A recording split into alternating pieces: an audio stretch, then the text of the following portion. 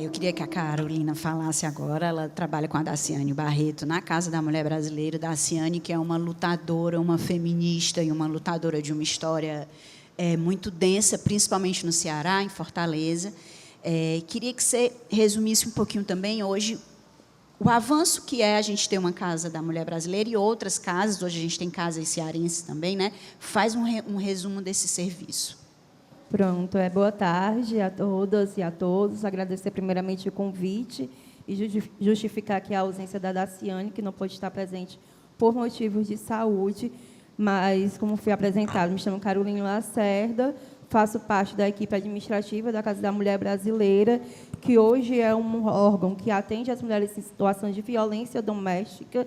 Lá a gente reúne toda a rede de atendimento necessário para as mulheres em situação de violência doméstica, desde o setor do psicossocial, delegacia, os centros de referência, tanto do município como do Estado, o juizado, o Ministério Público, a Defensoria, porque a gente compreende que não basta só a delegacia para a gente poder tirar aquela mulher da situação de violência, né? A gente precisa de toda uma rede de atendimento para essas mulheres. E hoje, aqui no estado do Ceará, a gente vem num processo de interiorização dessas políticas públicas através da Casa da Mulher Cearense, que é uma réplica da Casa da Mulher Brasileira, e hoje a gente também tem o Ceará por Elas, que é um programa que é em parceria com os municípios, onde são fundadas as casas municipais, assim fazendo com que os equipamentos cheguem cada vez mais nas mulheres, né? Porque antes a gente vivia uma realidade da descentralização dos equipamentos aqui em Fortaleza. E isso era fatores na qual dificultavam que as mulheres faziam a própria denúncia, né? Se eu já passei pela violência, eu vou passar também por esse processo de exposição.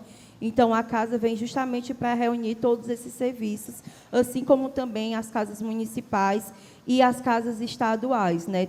Também a gente tem um processo que a gente realiza, que é das campanhas, como a Tenda Lilás, com a Sala Lilás, que a gente também tem em alguns órgãos, como no próprio Castelão, onde, em jogos, a gente faz um processo de conscientização, porque a nossa proposta é justamente de fazer com que a informação chegue antes da violência. E hoje a gente vive uma realidade que muitas mulheres acabam adentrando dentro do ciclo de violência porque elas desconhecem esse próprio ciclo, né? Elas desconhecem o que é a violência, elas não conseguem nomear isso que elas vivenciam dentro das suas casas.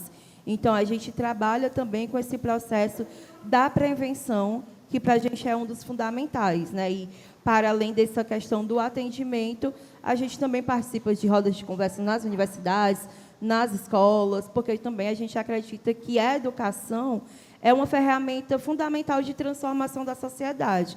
A partir do momento que eu dou acesso à informação, aquela mulher ela já vai se organizar numa outra perspectiva, né? E, principalmente, trabalhar com a juventude, que a gente vê cada vez mais se fortalecendo os discursos machistas, né?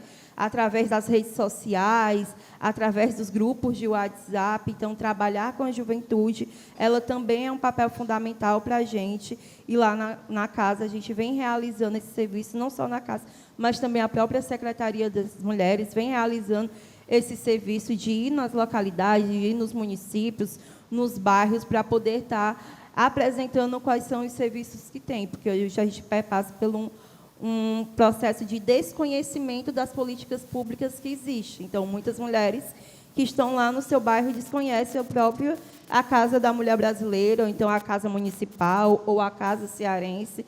Então, a gente também faz esse processo de divulgação dos serviços que existe hoje, de toda a rede de atendimento no estado do Ceará. E que é fundamental. A gente teve uma reportagem da Alexia Vieira semana passada, e aí que mostrava que, em 44 municípios do Ceará, os casos mais que dobraram, os casos de violência contra a mulher.